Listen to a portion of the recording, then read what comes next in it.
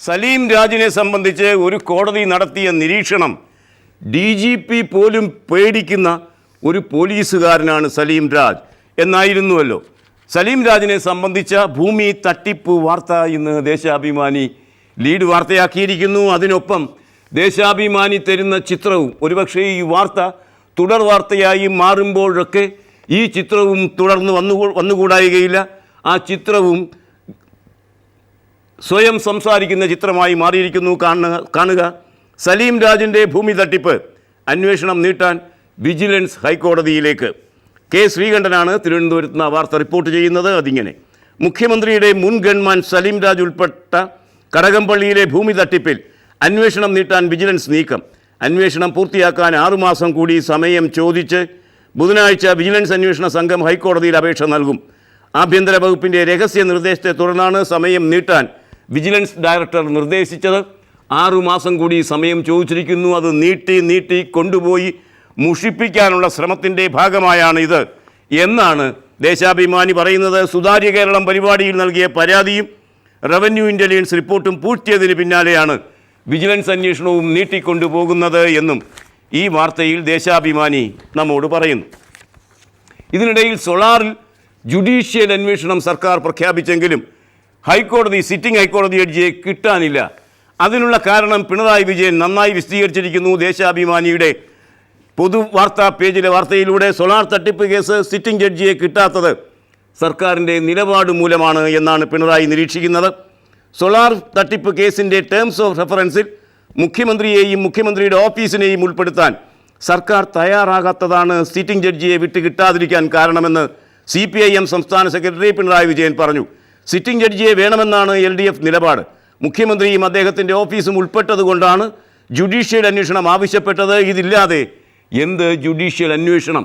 ചുരുക്കത്തിൽ സരിത S. നായർ, ബിജു രാധാകൃഷ്ണൻ, ശാലു മേനോൻ, ജോപ്പൻ തുടങ്ങിയ ആളുകളുടെ കാര്യം അന്വേഷിക്കുന്നതിന് എന്തിന് ഒരു ജുഡീഷ്യൽ അന്വേഷണം?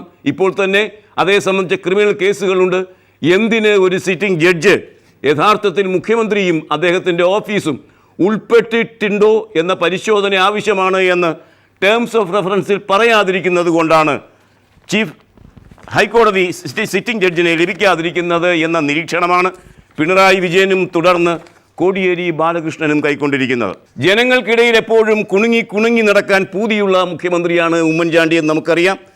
ജനങ്ങളെ വിശ്വസിച്ചാശ്രയിക്കുന്നത് കൊണ്ടും അവർ തന്നെ വിശ്വസിച്ചാശ്രയിക്കുന്നത് കൊണ്ടും തനിക്ക് പ്രത്യേക പരിരക്ഷ ഒന്നും വേണ്ട എന്ന് സത്യപ്രതിജ്ഞ ചടങ്ങിൽ വെച്ച് വീമ്പിളക്കിയ നേതാവാണ് മുഖ്യമന്ത്രി ഉമ്മൻചാണ്ടി. അദ്ദേഹത്തിൻ്റെ ഇന്നത്തെ അവസ്ഥ കാണണമെങ്കിൽ നാം ജനയുഗത്തിൻ്റെ അവസാനപുറം വാർത്ത വായിക്കുക തന്നെ വേണം. മുഖ്യമന്ത്രിക്ക് Z കാറ്റഗറി സുരക്ഷ നൽകാൻ പോകുന്നു, അതിന് ശുപാർശ ചെയ്യപ്പെട്ടിരിക്കുന്നു എന്നാണ് ജനയുഗം പറയുന്നത്. കാണുക. കമാൻഡോ സംരക്ഷണ വലയത്തിന് ആഭ്യന്തര വകുപ്പിൻ്റെ പദ്ധതി. K. രംഗനാഥ് അത് റിപ്പോർട്ട് ചെയ്യുന്നത് ഇങ്ങനെ: ജനരോഷം കനത്തതോടെ മുഖ്യമന്ത്രി ഉമ്മൻചാണ്ടിയെ അതീവ സുരക്ഷാ സംവിധാനമായ Z കാറ്റഗറി വലയത്തിലാക്കാൻ സംസ്ഥാന ആഭ്യന്തര വകുപ്പിൻ്റെ നീക്കം. പ്രതിപക്ഷത്തെ ആക്രമണകാരികളായി താറടിച്ച് മോഡി തുല്യനാകാനാണ് ഈ പദ്ധതി എന്ന ആരോപണവും ഉയർന്നു കഴിഞ്ഞു. ഇത് സംബന്ധിച്ച് ശുപാർശയ്ക്ക് കേന്ദ്ര ആഭ്യന്തര മന്ത്രാലയം പച്ചക്കൊടി കാട്ടിയാൽ മുഖ്യമന്ത്രി ഉമ്മൻചാണ്ടി Z+ കാറ്റഗറിയിലെ VVIP സുരക്ഷാ വലയത്തിൽ നീങ്ങുന്ന ഗുജറാത്ത് മുഖ്യമന്ത്രി നരേന്ദ്രമോദി, തമിഴ്നാട് മുഖ്യമന്ത്രി ജയലളിത, രാഹുൽ ഗാന്ധി എന്നിവരുടെ പട്ടികയിൽ ഇടം പിടിക്കും. നല്ല കൂട്ടാളികളാണ് അദ്ദേഹത്തിന് കിട്ടിയിരിക്കുന്നത്. വലിയ ജനകീയത അവകാശപ്പെട്ട മന്ത്രിയുടെ കൂട്ടാളികൾ കണ്ടില്ലേ, നരേന്ദ്രമോദിയും ജയലളിതയും ഒക്കെയാണ്. ഏതായാലും Z കാറ്റഗറിയിലേക്കാണ് മുഖ്യമന്ത്രിയുടെ സുരക്ഷാ സംവിധാനം നീങ്ങാൻ പോകുന്നത് എന്ന് ജനയുഗം പറയുന്നു. ക്ലിഫ് ഹൗസ് ഉപരോധ സമരം LDF പ്രഖ്യാപിച്ചു കഴിഞ്ഞു. അങ്ങനെ ഒരു ഉപരോധ സമരം പ്രഖ്യാപിച്ച സാഹചര്യത്തിൽ രമേശ് ചെന്നിത്തല പറയുന്നത് ക്ലിഫ് ഹൗസ് സമരം രാഷ്ട്രീയമായി നേരിടും എന്നാണ്. അതേ സംബന്ധിച്ച വാർത്താ വീക്ഷണം, കോൺഗ്രസിൻ്റെ പത്രം വീക്ഷണം 1-ാം പേജിൽ ആദ്യ വാർത്തയായി തന്നിരിക്കുന്നു. അതിങ്ങനെ: ഇടതുമുന്നണി പ്രഖ്യാപിച്ചിട്ടുള്ള ക്ലിഫ് ഹൗസ് സമരം UDF രാഷ്ട്രീയമായി നേരിടുമെന്ന് KPCC പ്രസിഡന്റ് രമേശ് ചെന്നിത്തല പ്രഖ്യാപിച്ചു. ഒപ്പം തന്നെ വീക്ഷണത്തിൻ്റെ മറ്റൊരു നിരീക്ഷണവും സചിത്രമായി നമ്മെ തേടിയെത്തുന്നു. അതേ പേജിൽ പൊളിയാനായി പുതിയ സമരം എന്നാണ് വീക്ഷണം. അതേ സംബന്ധിച്ച് പറയുന്നത് CPM നേതൃത്വത്തിനെതിരെ കീഴ്ഘടകങ്ങൾ തിരിഞ്ഞിരിക്കുന്നു എന്ന് സന്തോഷ് ജോസഫ് ആലപ്പുഴയിൽ നിന്ന് റിപ്പോർട്ട് ചെയ്യുന്നു. UDF സർക്കാർ അധികാരത്തിലെത്തിയ ശേഷം ഏറ്റെടുത്ത സമരങ്ങളിൽ ഒന്നുപോലും വിജയത്തിലെത്തിക്കാൻ കഴിയുന്നില്ല എന്ന CPMൻ്റെ കീഴ്ഘടകങ്ങളുടെ വിമർശനം നേതൃത്വത്തെ കുഴയ്ക്കുകയാണ് എന്ന് ഈ ഒന്നാം പേജ് വാർത്തയിലൂടെ സന്തോഷ് ജോസഫ് വീക്ഷണം പത്രത്തിലൂടെ നമ്മോട് പറയുന്നു.